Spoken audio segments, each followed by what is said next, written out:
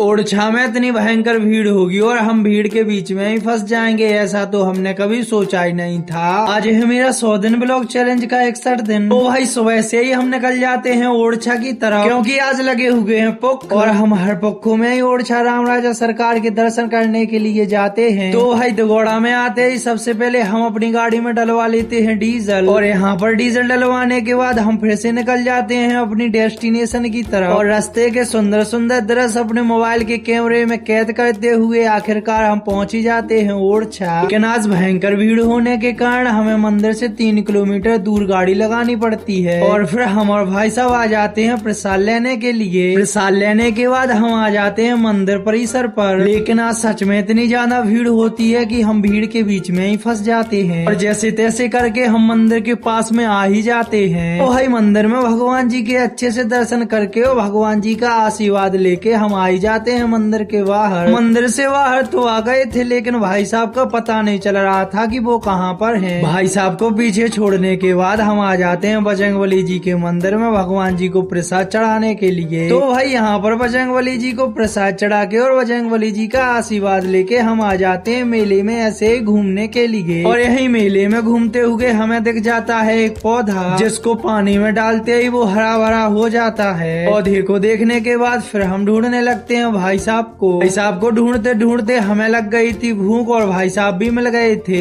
फिर हम दोनों ही आ जाते हैं छोले भटूरे के ठेले पर, छोले भटूरों का पहली बार टेस्ट करने के लिए। लेकिन हमें छोले भटूरे खाने में कुछ खास नहीं लग रहे। फिर हम ले लेते हैं 10 रुपए के चने। तो भाई आज के लिए इतना ही, मिलते हैं अगले ब्लॉग में, तब तक के लिए राम राम।